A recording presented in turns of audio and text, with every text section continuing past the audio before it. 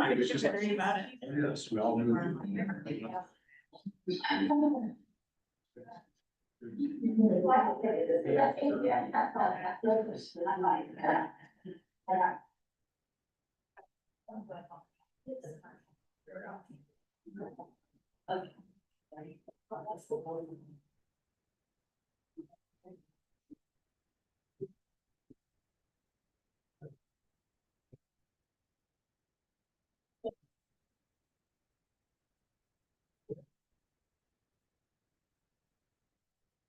Guys ready? Yeah, let me tell you next.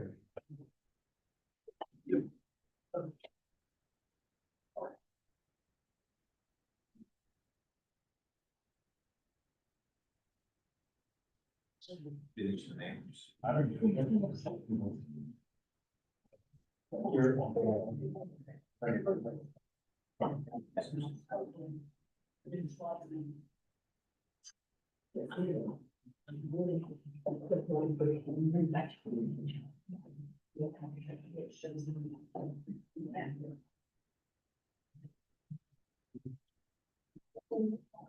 Water. Jim. Okay.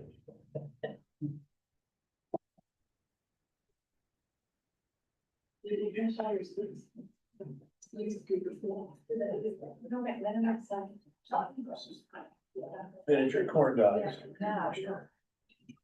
And I ordered them and then she ordered them and they said Forest Grove, a bunch of rooms. Everybody else ordered. Yeah, they. I got some snacks to finish. Yeah, we're ready. Okay. Okay. I call to order the August 25th, 2026 Forest Grove School District Board of Directors meeting. Call to order at 5:35 p.m.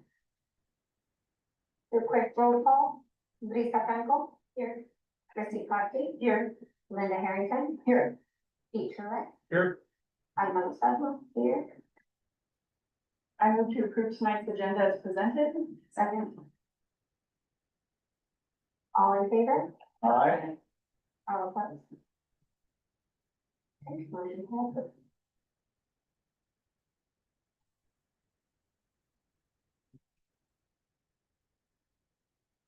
Okay, moving on to board reports. Anybody want to share? Madam Chair, I think my colleague, Director Kotke, has some comments that she wants to about the meeting Monday night, last night, I do. or, Well, I have a couple comments. I was gonna briefly highlight this meeting, but talk about something else, and we have time in the discussion later to talk more about kind of what happened in this meeting. okay, Is that okay, Director Truax? Did you have other director comments about the rest of it? well, I'm gonna comment on something that doesn't directly impact Forest Grove, but it impacts education throughout the state of Oregon and across the width and breadth of this country, so I want to talk a little bit about, Health and Human Services attack on Head Start. But I can also hold on that until later, depending on the wishes of the chair. If you like. Okay. There was an announcement, I believe it was last week. This is from a memorandum that was given to the Board of Directors of Washington County Community Action Organization, of which I'm also a member there. It came from their executive director, Kemp Shuey, and he said, "This month, the Office of Head Start announced its intent to change the national performance standards governing much of the program. If enacted, this would represent the most sweeping series of changes to the program in decades. We are reviewing the proposals at this time and plan to provide you with an update on how these proposed changes could affect community action and our Head Start program. Your August 19th board meeting. In advance of that, we're providing you with copies of 3 memos to review. And the 3 memos, the first one was the announcement by HHS on the Head Start reforms. Press release that came from the National Head Start Association, which was published in response to the announcement from HHS. And enrollment reductions, which is a memo announcing a new process the Office of Head Start will be using to review requests for slot reductions. Kemp gives us the information, while this process should not affect our program, it's important to understand how this could affect Head Start programs nationwide. You and Forest Grove don't have a Head Start program, but we probably get some individuals moving into the district who did benefit from Head Start in the past, in other school districts. And my concern is that they are looking at, as they look at with everything else, and we've seen how everything else has gone swimmingly, trying to do more with less. And they talk about the slot reductions, they talk about fewer teachers, but increasing the number of students. And again, that puts the burden directly on the classroom teacher. That was one of the changes, and it was a cost-cutting measure. This is all highlighted, and it's no secret that they were getting ready to do this because it was written up in Project 2025, which is the Bible they are now using in Washington, D.C. to impact, in my opinion, and this is my opinion, not the opinion of the board, my opinion, that impact negatively the lives of many, many Americans. Head Start is more than an education program. It's also a program of nutrition. It's a program of attendance, and it's a program of family involvement. I don't know how you can make those changes and not impact one or more of those important aspects to a child's education. We talk about nutrition being important. And my 28 years in the classroom, I didn't learn much, but I did learn this, that if a kid goes to school hungry, he's not going to worry about parsing sentences. She's not going to worry about parsing sentences. So I would hope that during the public comment period on this proposal by HHS, that we would have members of the public be able to write to their Congresswoman Bonamici, or Senators Wyden and Merkley, to make sure that they understand, if they don't already, and I'm sure they do, the importance of this program in its 61-year history. It started with Robert F. Kennedy Jr.'s uncle, Sergeant Schreiber, in the Kennedy administration. And if I get a little misty-eyed on that, that was one of the smartest things they ever did. It was not a program that was designed to enhance any political party or political gain. It was designed to give kids a head start in education. We risk losing that today. Thank you very much, Madam Chair. Thank you. Director Parker. I do have a couple things tonight. Up on the screen is a picture of regional board leadership that met last night. We had representation from every regional board except Gaston, but we are doing a follow-up meeting tomorrow. There was a logistical change at the end there for her. They have a new chair, Jessica Schill, and she's gonna catch up with me tomorrow. We have Pete Truax, we have Becky Timchuk, who actually was on Board of Ed, but represents on the Northwest Regional. Maureen Wolf is now the chair of Northwest Regional. To the right of her is Katie Ryan, who's the Hillsborough School District Chair. Melissa Potter in the front, the Vice Chair of Beaverton School Board. Behind me is Ron Frame, going into his 8th year as Banks Chair. Next to him is David Hymas. I knew David from, served on the People of Color Caucus at OSBA, but he is now Tiger Chair. And Matt Hoffman, the Chair from Sherwood. And we spent a couple hours last night having a discussion about working together regionally to be able to have a greater impact on elevating just knowledge about what's going on for our community. We'll talk more about that in the discussion. That was such a great group to be around because we sat around the table and everybody leaned into the conversation, built upon the ideas and left there wanting to work together. Now, second part of my director report is a meeting I participated in last week in Washington County that many of you may have heard of, not related to our school district, thankfully, but completely the opposite of what happened last night. And that was a meeting where we had state leaders, we had regional leaders, we had community-based organization leaders in there, local leaders from all across the region. And it was one of the, it just was, I don't know, there's multiple words to describe. It was a 5-hour meeting of basically adults not treating each other appropriately and not being able to come to any kind of functional, the outcome of that meeting, I think, hurt our county. In that meeting, not a single elected leader or leader spoke out really with intention to put a halt on what I felt was an extremely toxic conversation. The chair, to her credit, was doing an amazing job of trying to keep the group together and keep people civil. But I think the reason I'm bringing that up tonight is because I was in that room and also chose to not say anything. In reflection, and that's rare for me, this was not my meeting. I was part of a meeting, but in reflection, I think next time I absolutely would interrupt. And not interrupt to correct the rules of order or to figure out how we get back to the agenda, to interrupt to say, what are we doing here? How are we talking to each other like this? Since that meeting, I think that might have been hopefully a turning point. I have heard multiple of those leaders in the room have apparently now started to have those conversations. And I think politically, as we're heading into a new election season, it's no secret to anybody that there seems to be people lining up on different sides once again, and we need people in elected positions to be the ones to show how to do this correctly. So I'm disappointed to report that meeting happened. I would guess that some people have heard of that meeting or maybe have online heard some reverberations.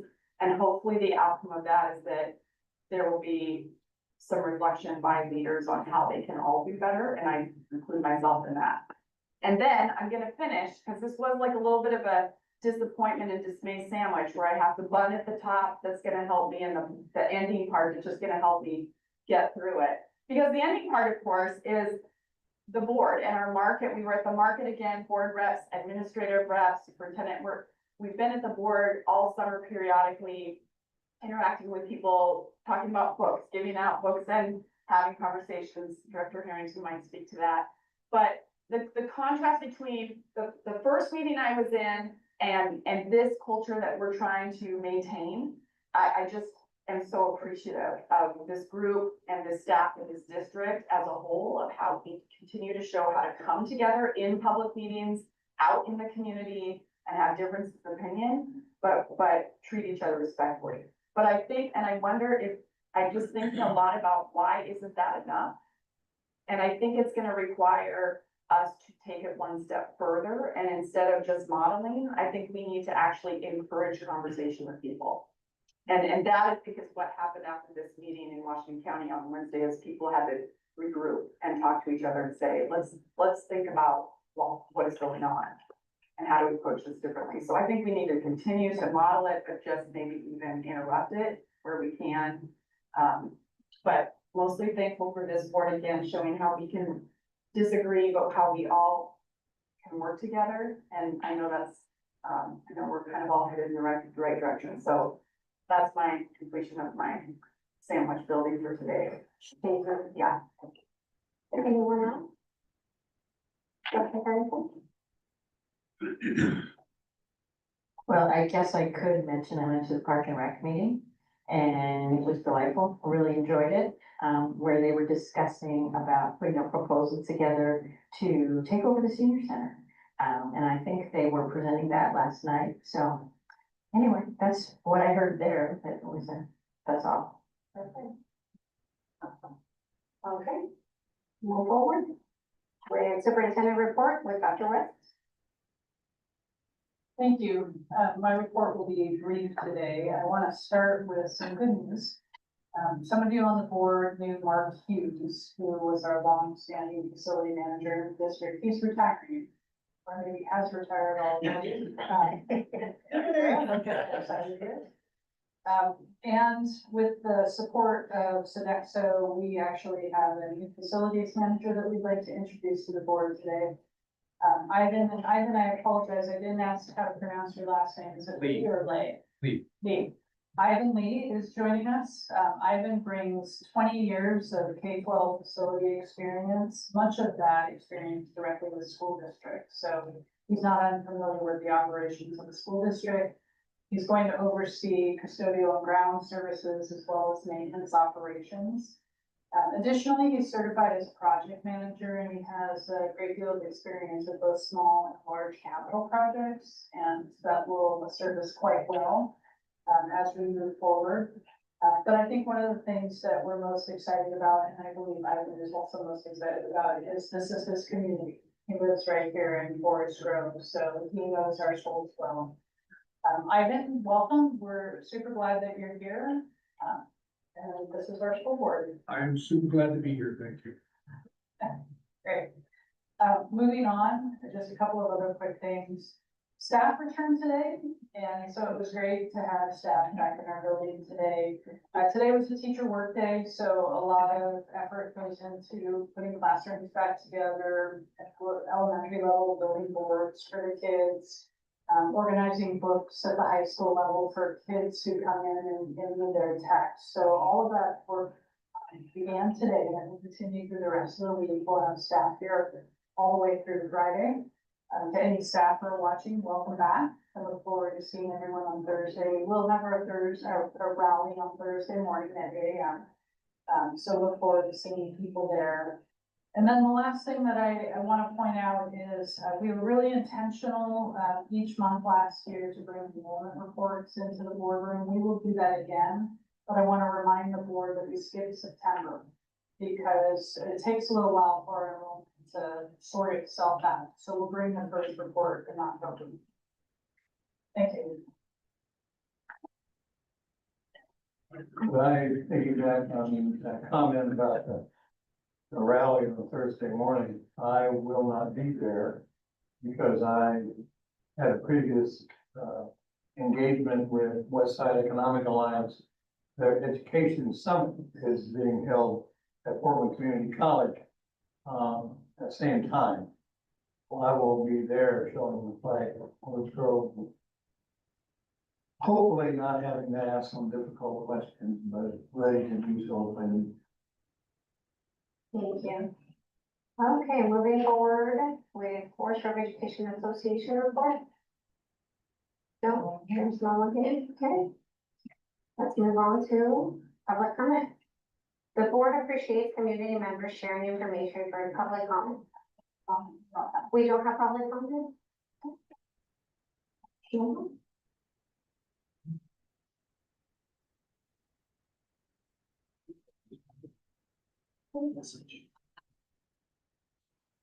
Consent agenda. The consent agenda consists of routine, non-controversial items that are acted upon under a single motion. Are there any items the board director or the superintendent would like to be removed from the consent agenda or separate discussion and or consideration? Madam Chair, I move that we approve the consent agenda. Second. All in favor? Aye. All opposed? Motion passes.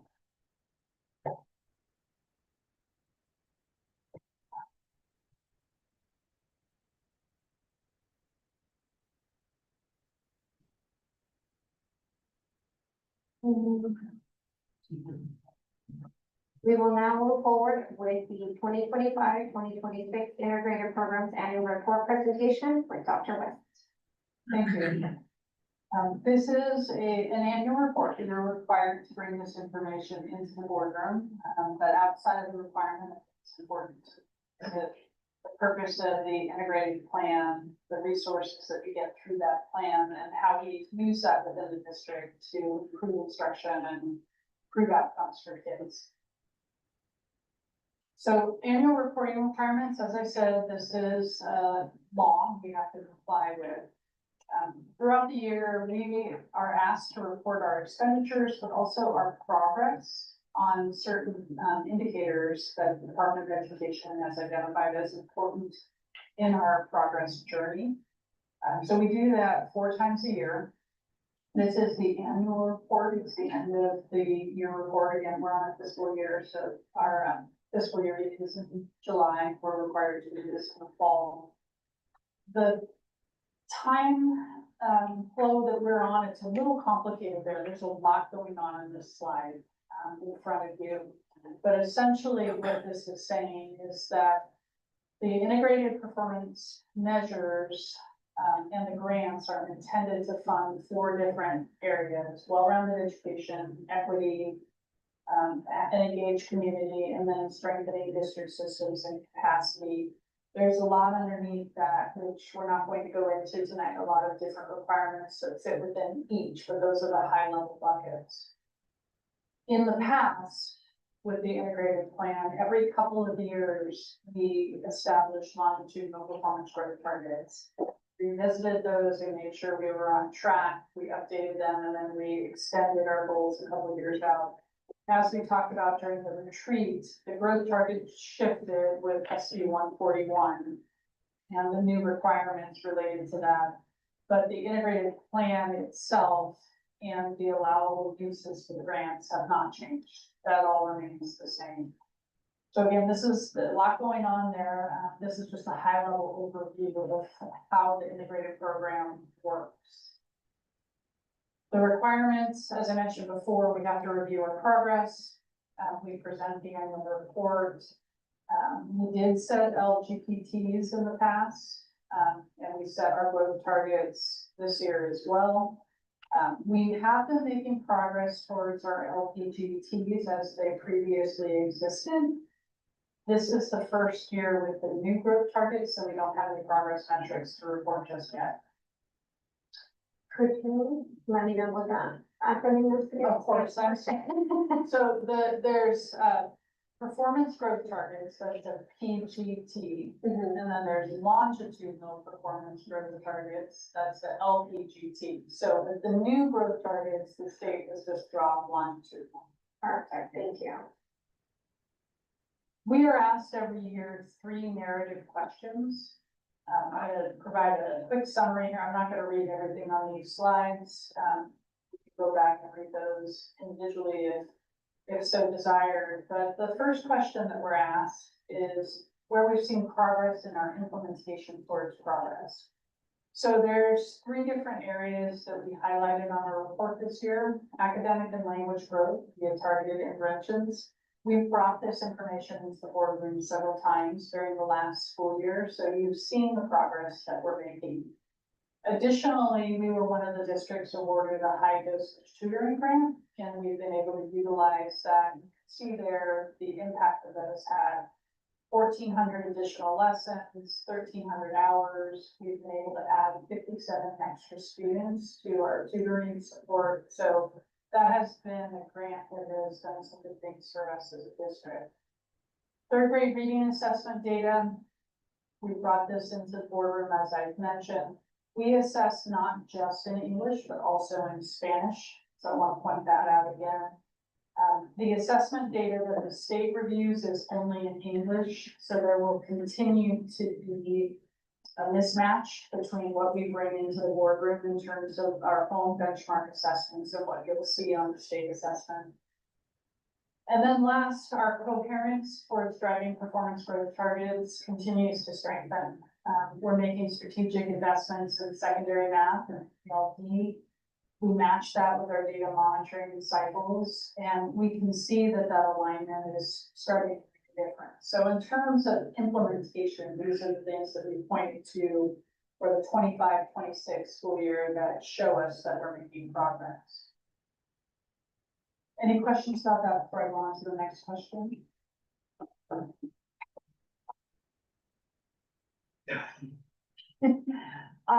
When this is submitted, where does this go?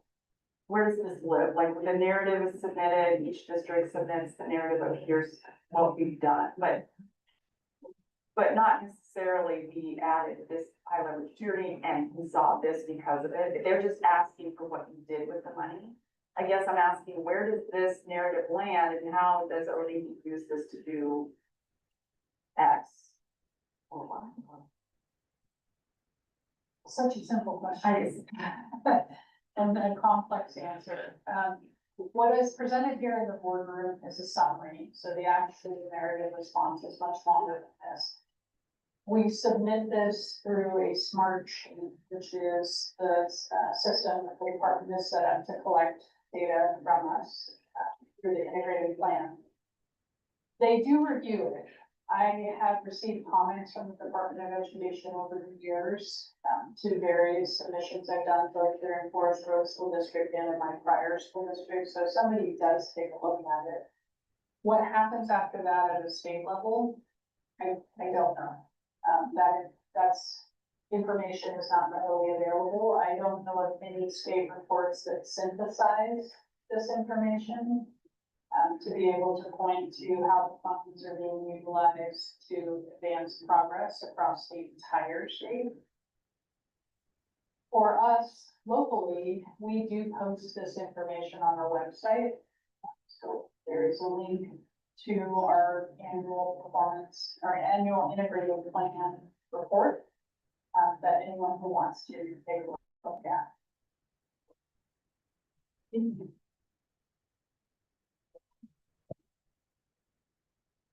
So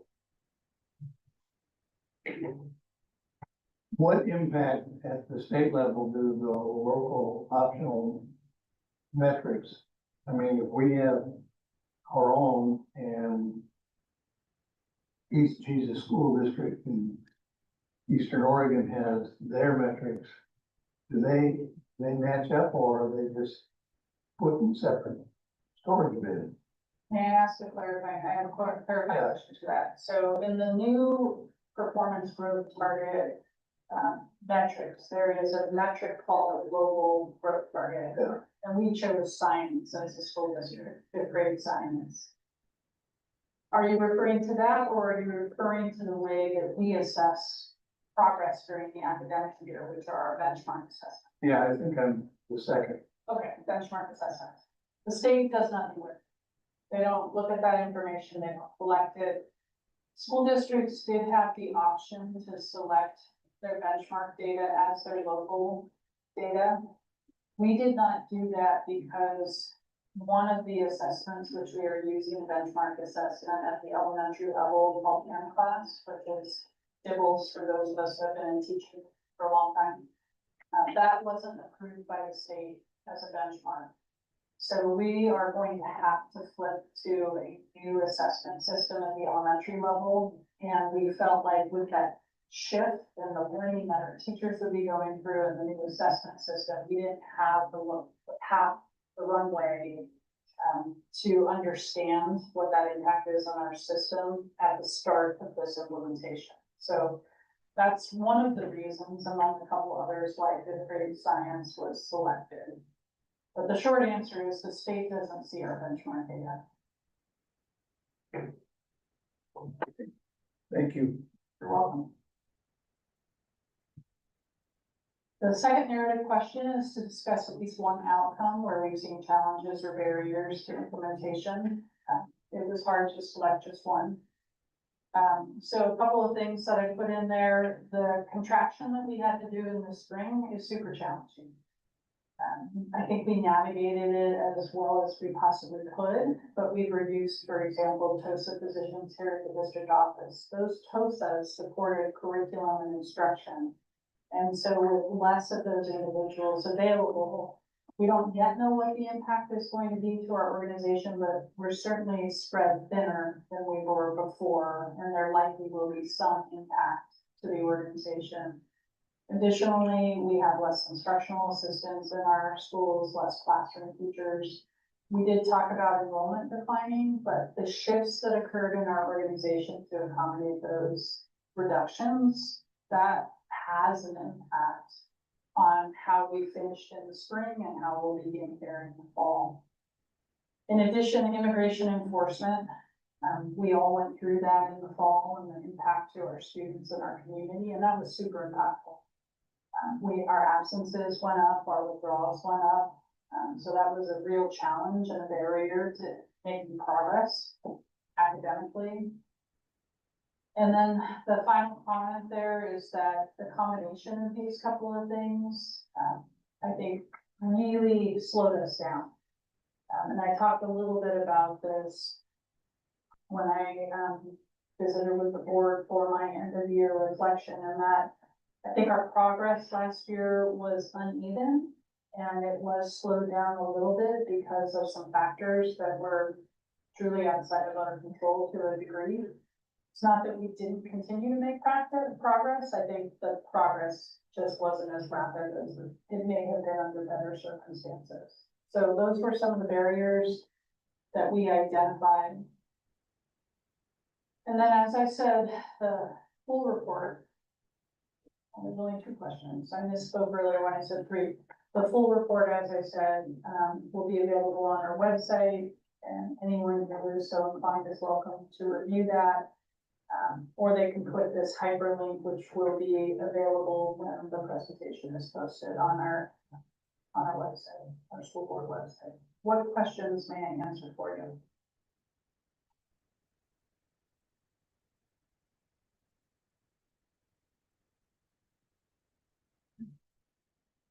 Okay, that concludes the presentation. Thank you. Thank you, Dr. West. Okay, we will now move forward with action items, starting with Dr. Lohner. Good evening, board. Today I am here to bring to you the recommendation to approve an agreement with Tiger 12 and Virtual Academy. Last year, we began a partnership with the Hillsborough Online Academy as well as Tiger 12 and Virtual Academy to provide our students and families with virtual options. This was in response to just the needs of families and students, in part because of immigration, having to work, wanting to be schooling from home, but also to diversify our offerings for unique and special needs for our students and our families. And so this proposal we're bringing back to you, the agreement for the next year, 26-27, allows us to serve Tiger 12 Virtual Academy to serve up to 30 Forest Grove school district students in grades 9 through 12. This will provide virtual education services, including enrollment and registration support, course selection, technology, and special education services for those who are eligible. Forest Grove School District will remain responsible for student records, counseling support, graduation requirements, and resident district special education responsibilities. This is a unique partnership in which we will pay TTSD 60% of the average daily membership, weighted average daily membership, ADM or ADMW, for the students who are enrolled. And so we value this partnership. We feel like it provides a great service for our students and our families. And so we're here today to just bring to the board the intergovernmental agreement for your approval, for your consideration. I'm sorry. Any questions?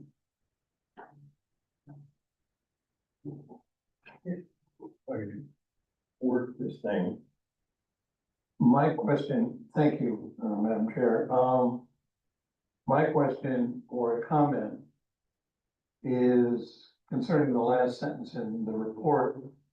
Forest Grove School District students enrolled in TTDA will remain Forest Grove School District students participating in their homes, high schools, sports clubs, activities, and graduation.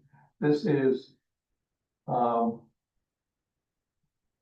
we used to do, or are still doing, with students in our district that, for whatever reason, disenrolled and enrolled in a private school that did not offer, for example, football. that student was allowed to participate in football at Forest Grove High School. Other school districts, Sunset High School, I remember had to give varsity wrestling letters to students at Jesuit, because Jesuit at the time did not have a wrestling program. And going to an assembly at Jesuit High School and giving the kid a Sunset athletic letter was met with mixed reactions by the student body there. But I like that idea in that it may strain some relationships here and there, but for the kid, it's a positive thing. And I'm glad that that sentence is there, that those activities are still open to that Forest Grove student. Yeah, I agree, Director Truax, thank you for sharing that. And ultimately, they're still our students, right? And even though they may be served in a unique program, they live in our community, they're our students, and we want to make sure we support them with all the resources that we can. I have a quick question. Is this like an when does this begin? Is it at the beginning of the school year, or is it just something that is as it's needed as you see the child? Yeah, it's as needed. There's unique things that happen throughout the school year. Ideally, we start them fresh in the beginning of the semester so that they're able to wrap up what they're currently working on and have a fresh start in the semester. But sometimes that's not always possible, depending on the needed circumstances. Would you add anything else, Superintendent Dr. West? In terms of the enrollment, I think Dr. Lamouille nailed it. One thing that I do want to add to the presentation is that one of the things that the Tiger 12 and Virtual Academy offers to students is some in-person support for their program that for some students can be really valuable. And so what that looks like is that this particular high school is a fully accredited high school. It's not just an online program. They work side by side with Tigard High School and Tualatin High School on developing the curriculum, and then they have a physical location where students can go to receive extra support. Hillsborough Online Academy does that as well. We think in both cases, and we've talked about Hillsborough Online Academy previously, but in both instances, these school districts that we're partnering with, they're much larger school districts than us. They have the scale and the capacity to create spaces for us. It is appropriate for us to pay some portion of ADM to those school districts because there is a cost to educating kids. What I like about these agreements is that it provides flexibility and options for our students. It allows us to retain the ADM. And in the long run, that's a benefit for kids as well as for the district. How is the number decided upon, a percentage of money share? Yeah, it's a conversation between us and the other district based on what their real needs are. There's a little variance between Tiger Tualatin Virtual Academy and Hillsborough Online Academy, and that is due to the differences in their programming and what they offer to students. So it's not an exact amount for each, in terms of, I should say, the same amount for each. It does vary. But we talked through that. So for example, who's providing special education support and what is the cost for that? And working through those different questions allows both parties to arrive at a percentage that we think is fair. And I'll pause there and ask Director Clue, would you like to add anything to that response? And I guess the follow-up is during the year, if there needs to be adjustments to either the program or enrollment or suddenly things change at those schools with kids that want to access that. Is that sort of built in, or is there room for well, now let's rethink this?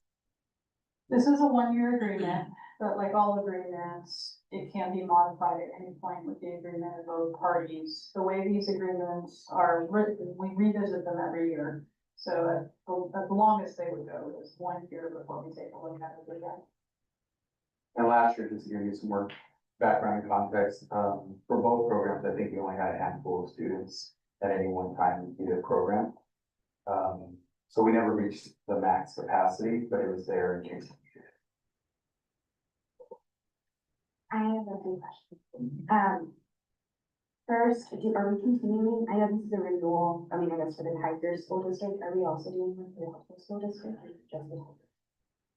We would like to do one with Hillsborough as well, especially since they offer K-12, whereas Tiger Falls and it's just a high school program, so we're working on that. Okay, and then I guess kind of to follow up on that, I know last year when we did this, just kind of in response to a need, an emergency need.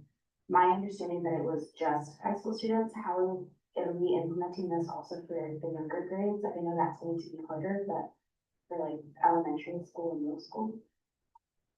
With Tiger Tualatin, it was just high school.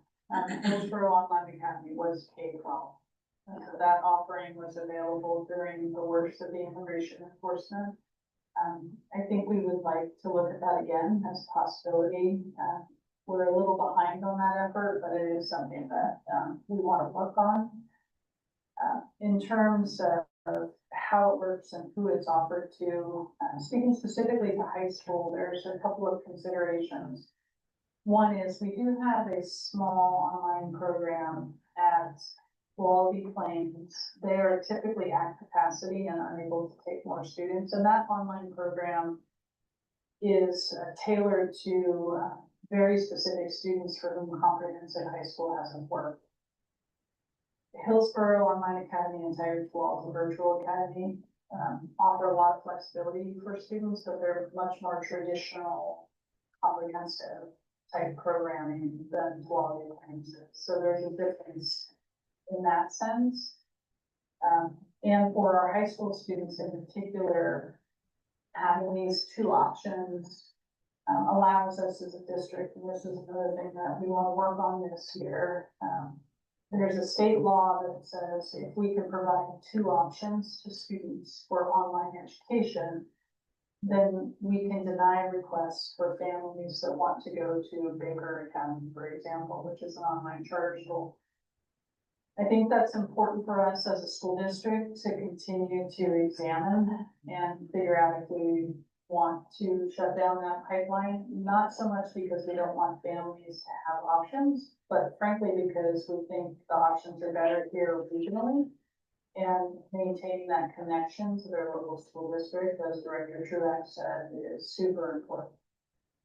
So we are continuing to explore those options, but in the immediate short term, making the K-12 option available through Hillsborough Online Academy is something we want to work on. Cool.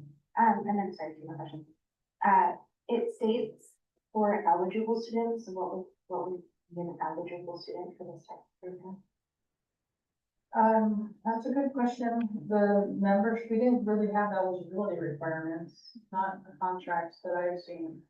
No, not that I would recall. I mean, I think it's really a case by case basis where our staff works with the families to determine if it's an appropriate placement. I might have a better word. Yeah, because sometimes it's not a good match, right? And it could actually have a negative impact on learning and the ability to sustain school. And so really just take it by case and making sure that it's the right fit along the way. Okay, thank you. And then I guess my last question is, how are we providing like a Chromebook or something to students so they can access the online schooling, or is that independent, just us as a family, or how does that work?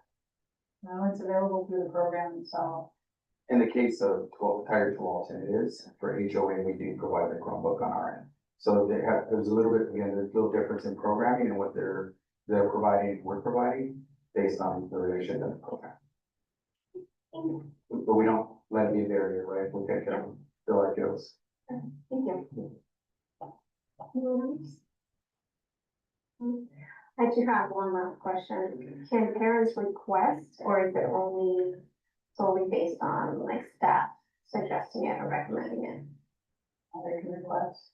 Okay. In fact, we share this information with the counselors at the high school because often, and this is specific to Tiger Falls and high school programs we just talked about, but oftentimes the counselors are the ones who identify a student who is struggling in that comprehensive high school space. And they know kids, so they'll know if this was the right program for them, and our counselors can begin that conversation. A parent can as well, but we wanted to make sure our counselors had the information they needed to start to. Perfect, thank you. I'll just go back, if you don't mind, just reiterating one point, that Dr. West brought up is having these established partnerships, we're working hand in hand with regional districts is, we feel, a much stronger approach than our families choosing an outside option that we have no relationship with. Right, and so, trust these programs, we know how we're being led and developed, and we feel like it's a better option. I do have a question, and, oh, I'm not turned on. That's gonna take some getting used to. In the case of students that want to go to Tiger Tualatin, is the district providing any kind of transportation so that that's not a barrier? We haven't had that request yet, but if it comes, so it's something that we would definitely take a look at. Thank you. Any last question? Madam Chair, I move to approve the intergovernmental agreement between Forest Grove School District, Tiger Tualatin School District for the provision of Tiger Tualatin Virtual Academy Services for the 2026-2027 school year as just presented. Second. All in favor? Aye. All opposed? Okay, motion passes. Next, we have the Forest Grove High School Mariachi Band and Color Guard out-of-state trip request with Dr. West. Thank you. Our high school marching band and color guard has been invited to participate in the Kamiak band competition at Everett, Washington. This is an out-of-state request, so it does come from the board. The competition is October 2nd through the 4th. And it provides students with an opportunity to perform in front of professional adjudicators, which for anyone who has been a band kid at the high school level to be able to receive that kind of feedback is pretty special. And the invitation itself is really honoring to the program. No instructional time is going to be missed. The expenses are funded through the marching band program budget and also through fundraising donations, program fees. Estimated expenses include the competition registration, transportation, lodging, and travel related costs. So we're bringing this to the board for approval. Question? Comment. While I was looking at that particular part of the agenda and that proposal, I did a little check on, Kamiak High School, and also on Music in Motion. And that's not just a Washington thing or a Pacific Northwest thing, that's across the width and breadth of this great country. So, that's a significant competition. It's part of, there will be others in Illinois and numerous other states during the year. So it gives the students, like Dr. West says, gives them a chance to perform in front of an audience that will offer a good deal of guidance and support for their continuing music career. So I will move to approve the out-of-state travel request for the Forest Grove High School Marching Band and Color Guard to participate in the Kamiak Music in Motion Marching Band competition in Everett, Washington, on October 2nd to the 4th, 2026. Second. All in favor? Aye. All opposed? Okay, motion passes.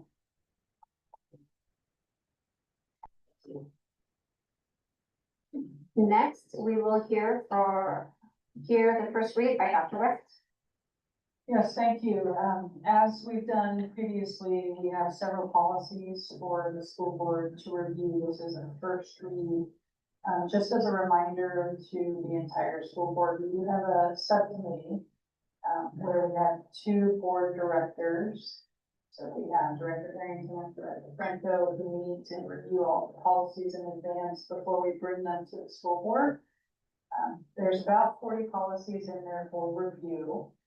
So it's gonna take a little bit of time to go through. We will bring these back to our first September meeting for a second reading and for action. I do want to call attention to two policies, however. We've had a last minute adjustment. We have two policies that were updated related to tobacco products, alcohol, drugs, and inhalants. Specifically JFCG, JFCH, JFCI, and the administrative rules associated with that. We need to pull those policies because we just learned today of some new nicotine and tobacco-based products that kids are getting their hands on. So we want to make sure we update those policies to have that new language in it before we send it to OSBA for publication. All other policies, however, will come back in September for action.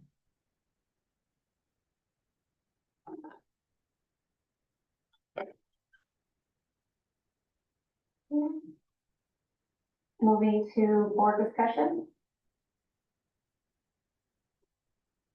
The board discussion is a time for board directors to discuss topics of interest related to the work of a Forest Grove School District. We will start with Dr. West and the monthly meeting can. Yeah, thank you. I just have two quick things that we need to follow up from our retreat. So I'm bringing these back to the board. Neither require formal action. Just want to make sure that we're in agreement before we put these to rest. The first is the work session calendar, and this document was shared during the board retreat. I believe it was also shared electronically with the board. This is the schedule that we are proposing. We put some topics in there based on what we have heard the board ask for over the last several months. So for example, we heard some interest in learning more about our tag programming. So we found a spot for that within a work session. Some of what's here is standard and now required by law. For example, we are now legally required to 3 times during the year bring benchmark updates to the school board, which fit really well in the work session. The topics themselves are flexible in that we can move them around a little bit. We can add topics or take away topics, with the exception of the benchmarks. That's a legal requirement now. But in terms of the cadence, wanted to make sure that this seems correct from your lens so that we can get this scheduled.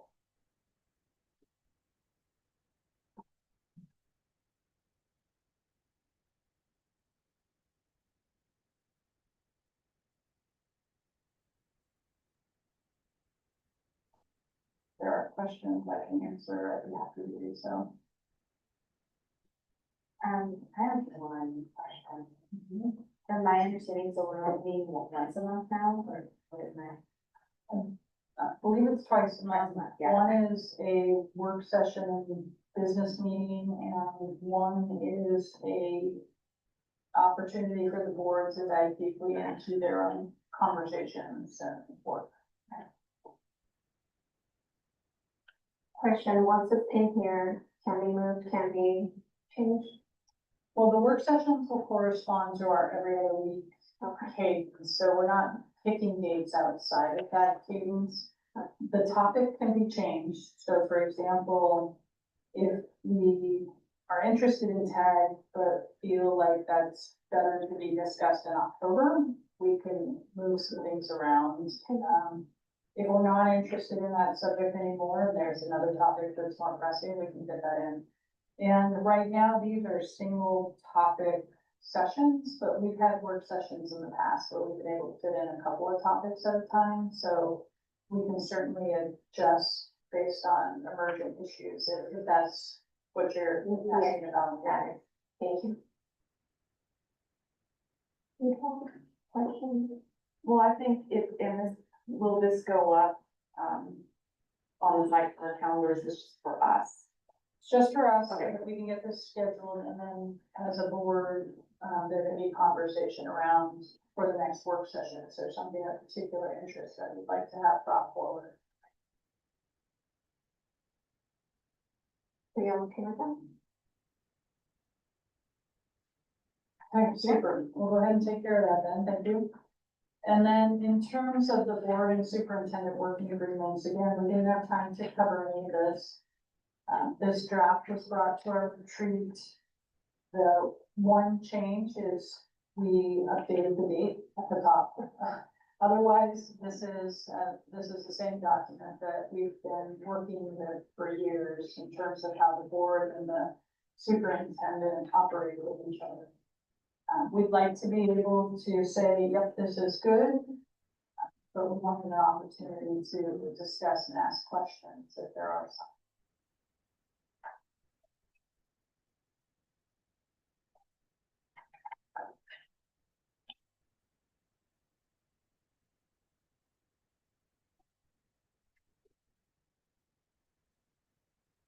My question would just be,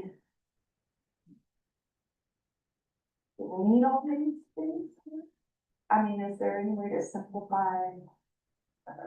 We're never gonna revisit it. Is it more of a safeguard for people to be able to point back to and say, hey, this, I mean, and I'm thinking about respect the schedule start and any time for me. I mean, I don't know. It's fine with me. And then it's just gonna go into a file and we will never revisit, or we haven't. So I guess my question would be, do we revisit this at any point every year to see how are we doing with this? And I can give you a concrete example. Okay. Not from last year, but from the prior year. In my first summer with the school district, we visited these operating agreements. Within the first month of the school year, I believe it was September, there was a consent agenda brought forward where one of the board directors had questions about one of the retirements and work back that was on the consent agenda. That item was pulled and there was quite a lively discussion among the board directors, and with me. There was a clear misunderstanding between the policy, the way it was written, the way it was intended, and the way it was interpreted. So, with that example, what I want to draw attention to is that 2 of the 5 board members approached me after that conversation and said, I understand we actually broke our agreement because we surprised you. We didn't call you ahead of time to say that we had a concern. So that's a concrete example where it was fine. The conversations were fine and we worked through it, but having those agreements and sticking to them to the degree that we can, actually does smooth the work and facilitate the work. Do we need all of these? I don't know. And there's always the question of with which board and which superintendent do which agreements.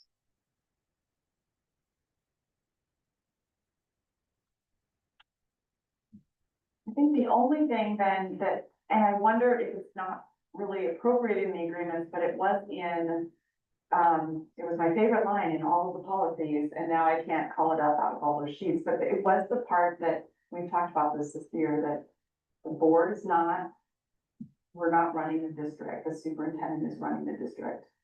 And I think continuing, I can't remember the line, I'll find it in the policy, but I really liked that line of the policy. And I wonder if with working agreements, there can be maybe just a little bit more clarity with under maybe, I guess this is about meetings but under role of the superintendent, and then maybe role of board leadership, like it says it there, we manage, we can meetings. I just wonder if we can put that sentence from that policy somewhere in this agreement. You can find the policy. I will, yes, I'll find it. I think it's already there when you look at items such as respect the superintendent's responsibility to manage the day-to-day operation of the district. That's point 12 of the board job description in relationship with superintendent. I will push gently back on comment where you said, we'll put this in a file and forget about it. And those aren't your exact words, but that's the drift I got. I think we ought to do precisely the opposite. Maybe carve it into the desk tabletop here. That's the figurative statement. So that we can make sure that this document is part of our decision-making process throughout the year. Maybe having it in the folder as we look at it each meeting, because Director Cockey's right. If we file it away, we'll look at it in 2 years and say, oh, and maybe make a couple of changes, add some commas or ampersands and move on. Oh, we can't do that. This is a contract not only with the superintendent and the school board, it's a contract with the public. And it's a contract with our kids. Amen.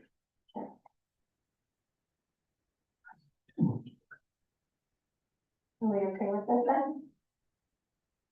With the modification. Yeah, I'm gonna just look for that one then. Sneak it in there. No, it wouldn't be sneaking, it would be done very transparent. What I propose then, if you can send that policy in the sentence that you're talking about, I'd be happy to add it to this. And then I can send that back out to the school board for another review, and we can add it back to the next board meeting agenda as an information item. Does that work? If there's no discussion about anything else on here? Okay, great. Thank you so much.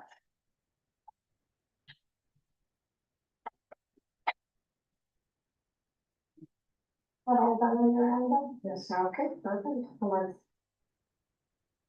move forward. The board meeting is adjourned at, We're gonna talk about regional, oh, yeah, sorry, that was my bad. I did not see that. just like the old days. Go ahead. Wanted to take one and pass it around, pass it down. But Pete, I'm gonna ask Pete first to talk about your impressions, because we didn't get a chance to debrief after, a few people stayed after to look at some additional data after, you left. So Director Truax, do you mind sharing your impressions of the meeting coming into it as just, As a rookie, well, no, as a rookie to the group, but also as a participant, your takeaways, and then I'll talk a little bit about hopefully next steps. I was impressed with the acumen, intelligence, and ability to communicate on the part of the other board members, that were there. That's one thing. The other thing is that, they take this extremely seriously. Washington County is one of the, they used to say this about the chip industry, the computer industry, and that we were the engine, the economic engine for the state of Oregon. And I think as far as education is concerned, that the Washington County collection of school boards can be the educational engine for the state of Oregon. We're coming into a legislative session that is going to curl our toes. And we better be ready for it.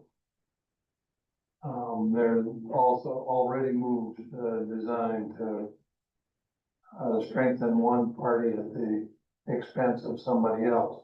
And that's not just in education, that's in transportation, housing, and nutrition, and childcare, and so on and so forth across the spectrum. So it's not gonna be an easy session for the new legislators and for returning legislators.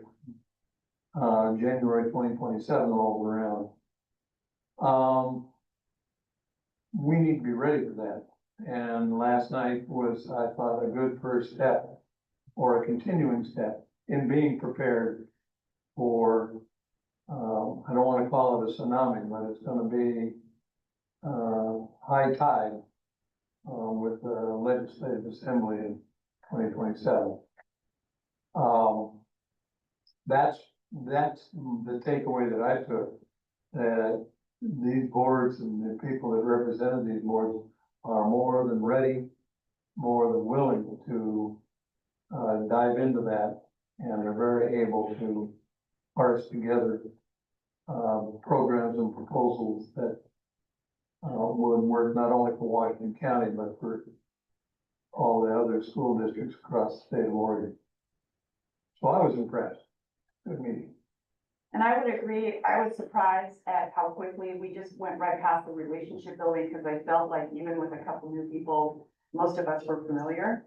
So we jumped right into the fact that nothing we've been doing has been effective. There's a lot of shout outs to the CFOs, multiple times about how we don't have boards that know what they're, that we don't know what's happening. We have the Sherwood board chair mentioned, he's realizing in the chair role how difficult it is to talk with the board members enough to get everybody up to speed. And so we did talk about how we share information. And so just the fact that we're together in that room, being able to troubleshoot some of the logistical challenges of how we do this work.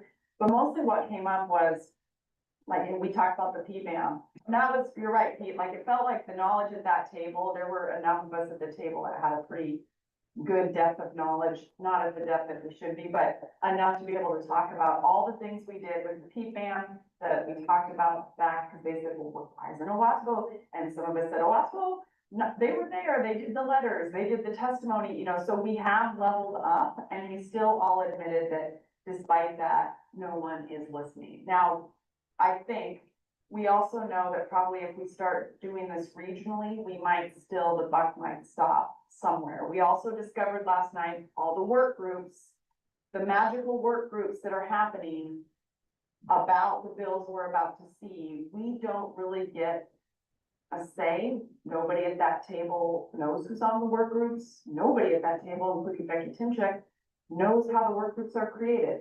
And the work groups are the ones right now making the rules that these bills need to have.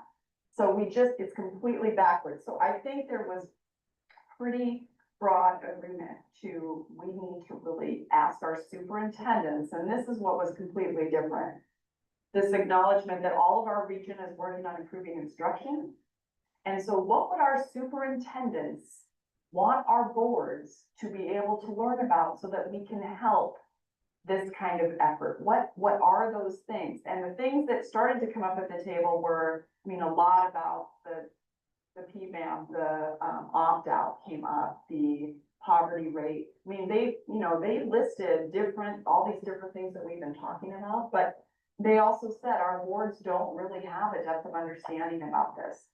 And so what we talked about is there's this 2-page brief that you may or may not have seen, and it actually was sent out in our OSBA today. And this is just one that Pooja has put together, working with the Oregon Network for Education Excellence, that summarizes, there's a much longer description to this, but this is a 2-pager that summarizes visually the impact of PERS. Well, we did all this last year, and it's just when you do it statewide, legislators, doesn't matter.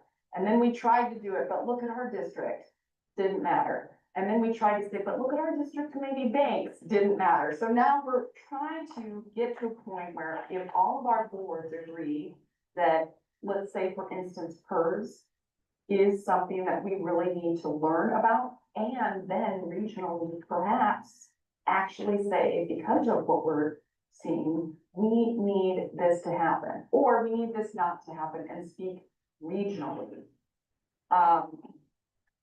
Could this be any kind of impact? And again, support from a superintendent group that may or may not in 2 weeks say, yeah, actually, let's start to focus on this. And then maybe in this work session, instead of tag, that we're doing a joint work session on the opt-out and what that even means and what that looks like in all of our districts. And maybe we're doing that work session with Banks and Gaston right here in River City together. And maybe at the same time, Beaverton and Hillsborough are doing the same work session, using the same information. So that's, you know, building out the vision of maybe how we do this together, but starting back with, in a couple weeks, superintendents meet.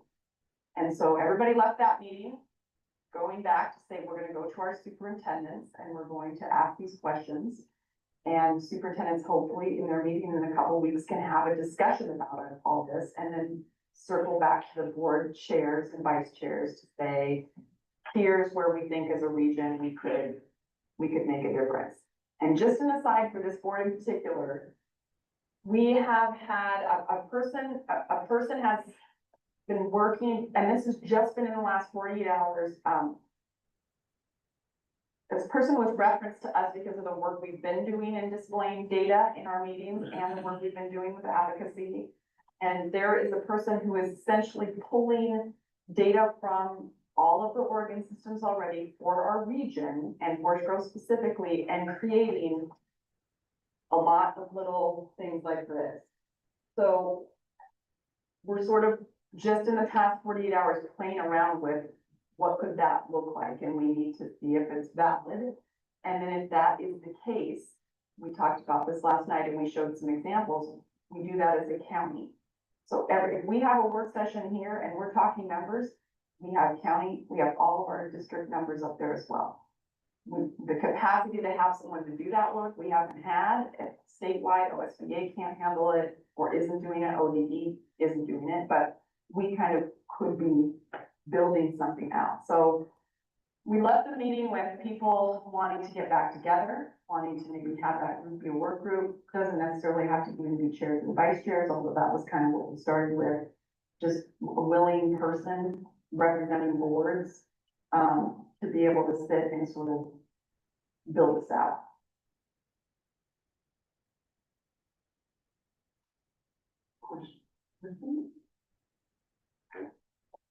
I would almost, and this is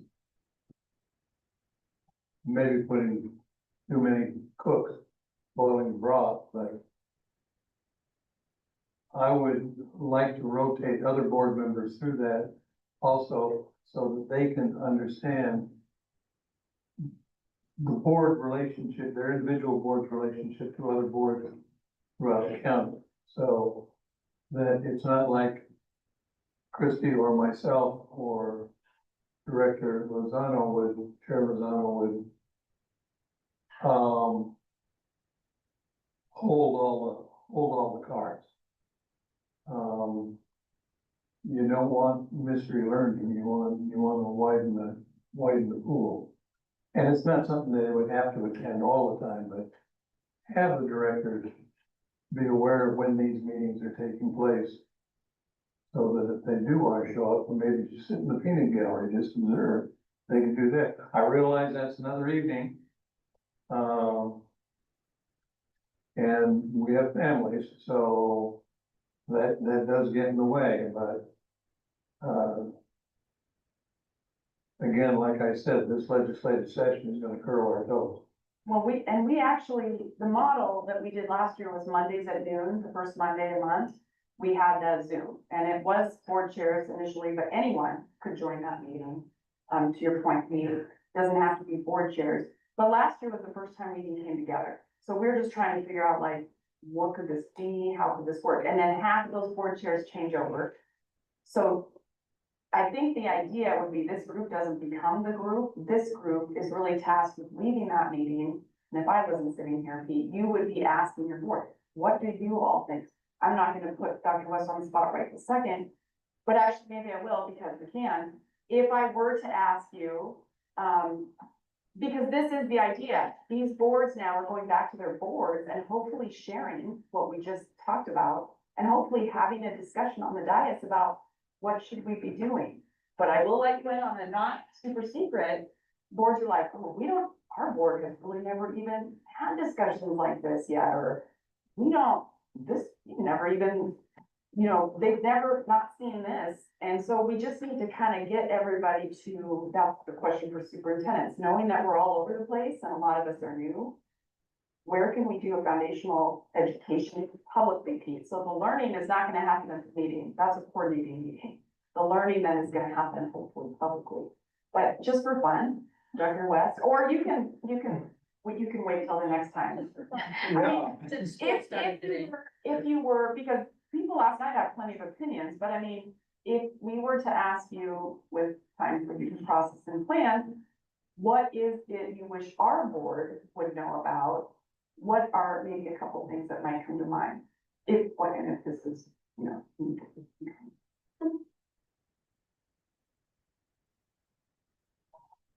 I can rattle off a couple, as long as they're written in pencil. Okay. I want to start by saying this is a slightly different board because there's so many educators on this board. With a different composition, I think I would start with instruction and understanding the importances of high quality instruction as a lever for change in the absence of any conversation about that at the state level. And just how dramatically that communicates the complete disconnect between the individuals who are writing laws and rules for the state and what is really taking place in our school systems. So I think that is something that is important for school boards to understand, is that highest level of change is not part of the conversation at the state level. And it should be, especially within our Department of Education.